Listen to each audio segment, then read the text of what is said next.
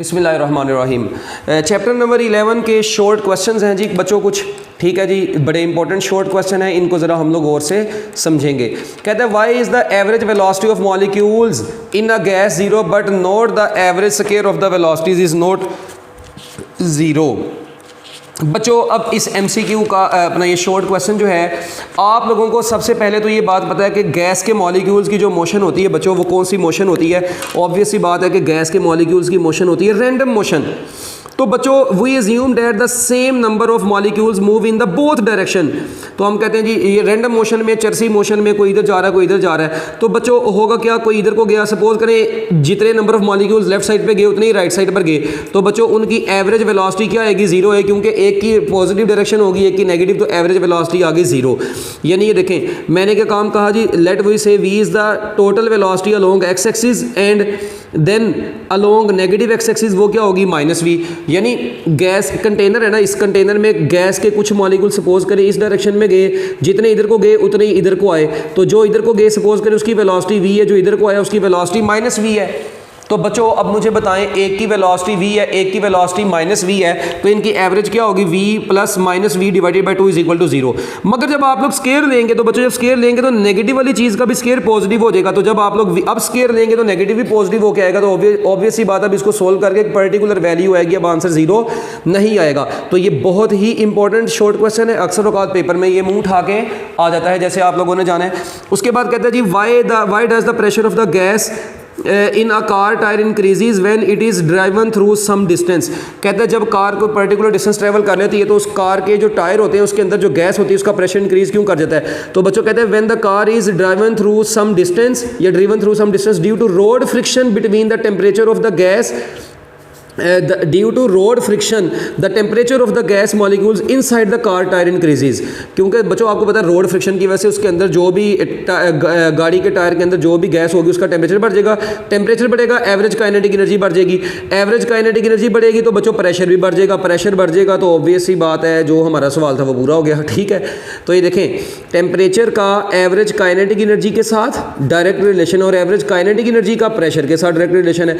तो इसका मतलब गाड़ी जैसी पर्टिकुलर डिस्टेंस ट्रैवल करेगी तो उसके अंदर जो गैस होगी टायर में वो टेम्परेचर उसका बढ़ेगा, टेम्परेचर बढ़ेगा काइनेटिक एनर्जी बढ़ेगी, काइनेटिक एनर्जी बढ़ेगी प्रेशर भी बढ़ जाएगा। ओके ये भी बड़ा इंपॉर्टेंट शॉर्ट क्वेश्चन था, ठीक है। उसके बाद a system undergoes from state P1 V1 to P2 V2 in the figure what will be the change in entropy. बच्चों देखें उसने यहाँ पे सब चेंज इन इंटरनल एनर्जी सबसे बड़ी चीज़ लिख दी है कि टेम्परेचर कांस्टेंट, टेम्परेचर कांस्टेंट होगा तो इंटरनल एनर्जी भी कांस्टेंट होगी, और जब भी किसी सिस्टम की इंटरनल एनर्जी कांस्टेंट होती है तो सिस्टम की change in internal energy zero होगी, क्योंकि चेंज इन इंटरनल एनर्जी होती है final internal energy minus initial internal energy. तो बच्चों फाइनल भी सेम इनिशियल भी सेम, तो कांस्टेंट टेम्परेचर के ऊपर चेंज इन इंटरनल एनर्जी क्या होगी, जीरो होगी। तो ये इसका आंसर था। ओके बड़े आसान शॉर्ट क्वेश्चन है ये। इसी तरह आप कहते हैं variation of the volume by the pressure is given in the figure, a gas is taken along the paths ABCDA to A। ये उसने तीन पाथ दिए, कहते हैं बताएं what will be the change in internal energy. बच्चों आप लोग सारे पाथ्स पे गौर करें, जितने भी पाथ हैं ना वो सारे अपनी इनिशियल स्टेट से शुरू हो रहे हैं फाइनल स्टेट पर आ रहे हैं, तो ये सारे के सारे बन रहे हैं कौन से प्रोसेस, रिवर्सिबल प्रोसेस। और किसी भी रिवर्सिबल प्रोसेस की इंटरनल एनर्जी हमेशा क्या रहती है, कांस्टेंट रहती है। इंटरनल एनर्जी कांस्टेंट होने की वजह से चेंज इन इंटरनल एनर्जी बच्चों क्या हुआ करेगी, जीरो होगी। तो बच्चों लिहाजा इसका आंसर बन जाएगा जीरो। उसके बाद बच्चों पांचवा शॉर्ट क्वेश्चन इस चैप्टर का नहायत ही इंपॉर्टेंट शॉर्ट क्वेश्चन है, कहता है specific heat of a gas at constant pressure is greater than the specific heat at constant pressure at constant volume, CP CV से बड़ा क्यों होता है। तो बच्चों कहते हैं specific heat at constant pressure is greater than CV because a part of heat is used in doing work as the gas expands against the constant pressure but in case of constant volume no work is done by the gas। बच्चों मेरी बात सुने, इस चीज़ के लिए ना मैं आप लोगों को एक जनरल सा कॉन्सेप्ट देने लगा हूँ, ज़रा इसको गौर से सुनिएगा। कांस्टेंट प्रेशर की बात करते हैं, मुझे बताओ फर्स्ट लॉ ऑफ थर्मोडायनेमिक्स क्या होता है, QP इज इक्वल टू वो बनेगा डेल्टा U प्लस W, ठीक है। ये मैंने आप लोगों को फर्स्ट लॉ ऑफ थर्मोडायनेमिक्स और जब वो molar specific heat at constant pressure और वॉल्यूम का रिलेशन ही डिराइव करवाया था उसमें भी बताया था। अच्छा मगर जो QV होता है ना बच्चों, QV वो सिर्फ और सिर्फ डेल्टा U के बराबर होता है। क्यों भला, क्योंकि कांस्टेंट वॉल्यूम के ऊपर वर्क डन जीरो होता है। कैसे वर्क डन जीरो होता है? W इज इक्वल टू होता है P डेल्टा V। तो वॉल्यूम कांस्टेंट होगा, चेंज इन वॉल्यूम जीरो होगा, तो वर्क डन कांस्टेंट वॉल्यूम वाला वर्क डन जीरो होता है। इसका मतलब जरा गौर से देखें आप लोग कि कांस्टेंट प्रेशर पर जो हीट है वो दो काम कर रही है, सिस्टम की इंटरनल एनर्जी प्लस वर्क कर रही है, जबकि कांस्टेंट वॉल्यूम वाली हीट सिर्फ इंटरनल एनर्जी में चेंज हो रही है। तो यहाँ से क्लियरली नज़र आ रहा है कि QP जो है बच्चों वो QV से क्या है, बड़ा है। तो ये बड़ा होने की वजह से CP भी CV से क्या होगा बच्चों, बड़ा होगा। तो यही इसका बेस्ट आंसर है, ठीक है। इसके बाद कहते हैं give an example of process in which no heat, कहता है ऐसे प्रोसेस की एग्जांपल दें in which no heat is transfer to और from the system but the temperature of the system changes. कहते हैं सिस्टम में से हीट एंटर भी ना हो, लीव भी ना करे, मगर फिर भी सिस्टम ऑफ द टेम्परेचर का जो सिस्टम है वो क्या हो जाए, चेंज हो जाए। तो बच्चों एडियाबैटिक एक्सपेंशन में ऐसा होता है। एडियाबैटिक एक्सपेंशन में work is done by the system so the temperature of the system decrease कर जाता है। हीट कोई भी एंटर या लीव नहीं करती, मगर एडियाबैटिक एक्सपेंशन के दौरान सिस्टम का टेम्परेचर क्या कर जाता है बच्चों, चेंज कर जाता है। तो वेरी इंपॉर्टेंट शॉर्ट क्वेश्चन ये भी। Is it possible to convert internal energy into mechanical work? Yes, in adiabatic expansion of the gas internal energy is converted into mechanical work, ठीक है। ये छोटे छोटे शॉर्ट क्वेश्चंस हैं मगर है ये बड़े इंपॉर्टेंट है, ठीक है बच्चों। तो आप लोगों ने इसको अच्छे तरीके से जहन में रखना है, ठीक है जी। और इसी आपको पता है इसी को इंटरनल एनर्जी जो होती है क्या वो मैकेनिकल वर्क में कन्वर्ट होती है। इसी में हम लोग ये भी कह सकते हैं gases can be liquefied by this process. इसी प्रोसेस में गैसेस जो होती हैं ना वो लिक्विफाइड की जाती हैं, ठीक है। वो लिक्विफिकेशन आप लोगों ने केमिस्ट्री में पढ़ी होगी। इसके बाद बच्चों नेक्स्ट और हाँ जी नेक्स्ट शॉर्ट क्वेश्चन की तरफ चलते हैं। कहते हैं is it possible to construct a heat engine that will not expel heat into the atmosphere? लो जी, बड़ा ही इंपॉर्टेंट शॉर्ट क्वेश्चन है। कहता है क्या ये पॉसिबल है कि आप लोग कोई ऐसा हीट इंजन बना लें जो क्या काम करे, जो कि किसी भी हीट को एटमॉस्फेयर में एक्सपेल ना करे? तो भाईजान ऐसा पॉसिबल ही नहीं है। विदाउट कोल्ड बॉडी या विदाउट कोल्ड रेजरवायर या without HTR you can not device any engine. और ये स्टेटमेंट थी सेकंड लॉ ऑफ थर्मोडायनेमिक्स की। तो सेकंड लॉ ऑफ थर्मोडायनेमिक्स कहता है कि without sink you can not device any heat engine. तो ये बड़ा ही इंपॉर्टेंट शॉर्ट क्वेश्चन है बच्चों, ठीक है।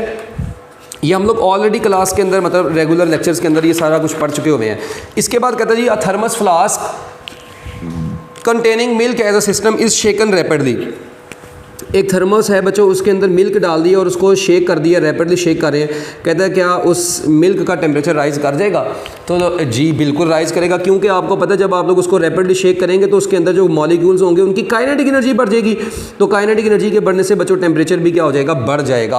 अब बच्चे ना ये समझते हैं, बच्चे ना फिर कहते हैं सर जी इसका मतलब हम लोग किसी भी थर्मस के अंदर डाल के मिल्क को हमें हीट करने की क्या ज़रूरत है, हम लोग उसको बस पकड़ के हिलाते जाएँ वो खुद ही गर्म हो जाएगा। अरे चरसी लोगों, ये वो टेम्परेचर नहीं है। टेम्परेचर बढ़ेगा ज़रूर मगर इतना नहीं बढ़ेगा कि पता लगे दूध ही उबलना शुरू हो जाए, ठीक है। तो ये आप लोगों ने याद रखना है। उसके बाद 10 वाला शॉर्ट क्वेश्चन आया इस चैप्टर का, एक और बड़ा ही मशहूर और इम्पोर्टेंट शॉर्ट क्वेश्चन बच्चों क्या कहता है? कहता है what happens to the temperature of the room. कहता है टेम्परेचर ऑफ द रूम के ऊपर क्या फ़र्क पड़ेगा अगर when a air conditioner is left running on the table in the middle of the room. लो जी बच्चों, कहता है एक रूम के मिड में ना आप लोगों ने एक AC वगैरह एयर कंडीशनर को ना लगा दिया है और वो ऑन कर दिया सेंटर ऑफ द रूम के अंदर। कहता है बताएं सिस्टम के उस रूम के टेम्परेचर के ऊपर क्या फ़र्क पड़ेगा? तो बच्चों ऑब्वियस सी बात है, रूम का जो टेम्परेचर होगा वो स्लाइटली इंक्रीज कर जाएगा। वो बच्चों रूम का टेम्परेचर क्या कर जाएगा, स्लाइटली इंक्रीज कर जाएगा, ठीक है। क्योंकि देखें जब एयर कंडीशनर जितनी हीट सिस्टम में से एब्जॉर्ब कर रहा है उसने उतनी ही वहाँ से रिजेक्ट भी करनी है, मगर कुछ उसने अपनी भी तो बच्चों एनर्जी को यूज़ करना है ना। यानी कि मैं ये कह सकता हूँ कि जब रूम के मिडल में एयर कंडीशनर को आप लोगों ने रख दिया तो क्या होना है, एक तो ये देखिए, ये सपोज करें रूम है, इस रूम में यहाँ पे आपने एयर कंडीशनर रखा हुआ है। अब ये एयर कंडीशनर रूम से ही आप एनर्जी ले रहा है और रूम में बच्चों उसको रिलीज़ करता जा रहा है। तो बच्चों मुझे ये बताओ, ये रूम से एनर्जी ले रहा है, उधर ये रिलीज़ कर रहा है, यानी मैं बोलने लगा हूँ जो सुनना कि इट एब्जॉर्ब, ठीक है जी, it absorb as well as the rejects the heat in the same room at the same rate. जितने रेट से हीट को एब्जॉर्ब कर रहा है उतने रेट से बच्चों हीट को क्या कर रहा है, इजेक्ट भी कर रहा है। तो टेम्परेचर रूम का अनचेंज्ड ही रहना चाहिए, क्योंकि जितनी हीट ली उतनी वापस निकाल दी, तो अनचेंज्ड ही रहना चाहिए। मगर आपको पता है इसके अंदर जो कंप्रेसर होगा ठीक है, उस कंप्रेसर ने भी तो वर्किंग करनी है ना, एसी के साथ जो कंप्रेसर लगा हुआ है, तो बच्चों उस कंप्रेसर की वर्किंग है, उसमें कुछ हीट प्रोड्यूस होती है फ्रिक्शन की वजह से। तो बच्चों वो जो हीट प्रोड्यूस होगी फ्रिक्शन की वजह से, वो भी हीट उसी से रूम में इजेक्ट हो रही है। इसका मतलब जितनी हीट उसने एब्जॉर्ब की, एक तो वो, दूसरा उसके कंप्रेसर के अंदर जो हीट एनर्जी बनेगी वो, तो ओवरऑल रूम का जो टेम्परेचर होगा वो स्लाइटली क्या कर जाएगा, इंक्रीज कर जाएगा। अब बच्चे ये सोच रहे हैं सर जी हमारे घर में तो कूलिंग हो जाती है, यार वो गूंगो चरसी हो, उसने एक जस्ट ना एग्जाम्पल से दी है कि एयर कंडीशनर रूम के सेंटर में रखा है, उसका कंप्रेसर समेत उसको सेंटर में रखा है। ये नहीं है कि कंप्रेसर उसका छत से बाहर पड़ा है और आप लोगों ने जो है जी वो क्या नाम है सिर्फ एसी जो है ना अंदर रखा हुआ है। नहीं, एसी का मतलब है एयर कंडीशनर में, मतलब उसका पूरा प्रोसीजर उसके अंदर ही लगा हुआ है, रूम के अंदर ही कंप्रेसर पड़ा हुआ उसका, ठीक है। इसके बाद बच्चों can the mechanical energy be converted completely into heat energy, कहते हैं क्या mechanical energy completely heat energy में कन्वर्ट हो सकती है? तो बच्चों बिल्कुल हो सकती है, जब गैस को आप लोग आइसोथर्मली एक्सपेंड करते हैं, ठीक है। यहाँ पर तो जो चीज़ें लिखी हुई हैं वो भी ठीक है, मगर आप लोग ऐसे भी कह सकते हैं बच्चों कि yes it can be completely converted into heat energy, जब गैस को आइसोथर्मली क्या किया जाता है, आइसोथर्मली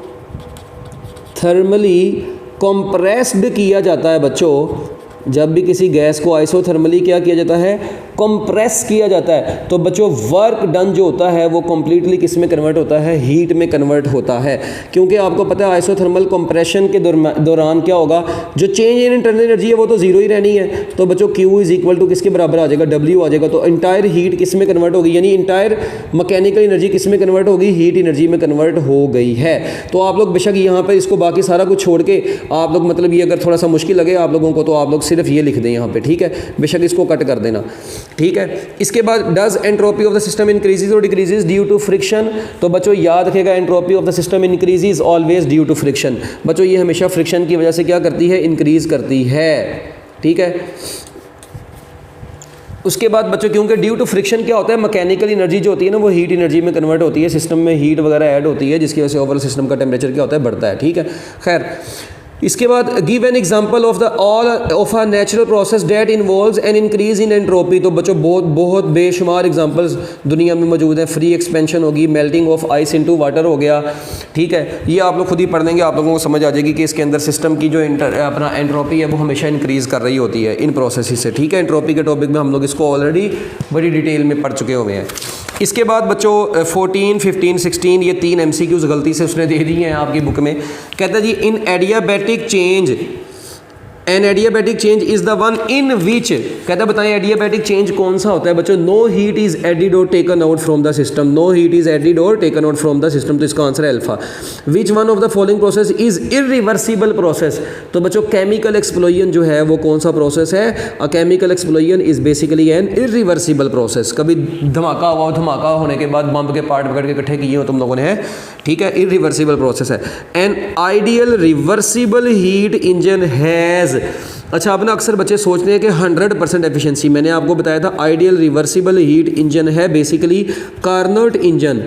ये कौन सा इंजन है बच्चों, कार्नोट इंजन है। और कार्नोट इंजन की जो एफिशिएंसी होती है कभी भी 100% नहीं होती, मैं आपको रेगुलर क्लास में बता चुका हूँ, हाईएस्ट एफिशिएंसी रखने वाला है ये, ठीक है। तो लो जी बच्चों ये इस चैप्टर के कुछ शॉर्ट क्वेश्चन आप लोगों के सामने आ गए हैं। मैं उम्मीद करता हूँ कि आप लोगों को मेरी बातें आज की समझ आ गई होंगी, ठीक है जी। बेस्ट ऑफ लक, अल्लाह हाफिज़। हाँ अगर आप लोगों ने व्हाट्सएप का ग्रुप ज्वाइन नहीं किया हुआ जिसके अंदर मैं बाकायदा ये नोट्स वगैरह लेक्चर वगैरह सेंड करता हूँ, तो आप लोग इस नंबर पे ना, इस नंबर पे मेरे से रब्ता करके, ठीक है, व्हाट्सएप पे, तो आप लोग ग्रुप में ऐड हो जाएं। आपको इंशाल्लाह बाकी चैनल की डिटेल्स वगैरह सारी इस ग्रुप में मिलती रहेंगी। अल्लाह हाफिज़।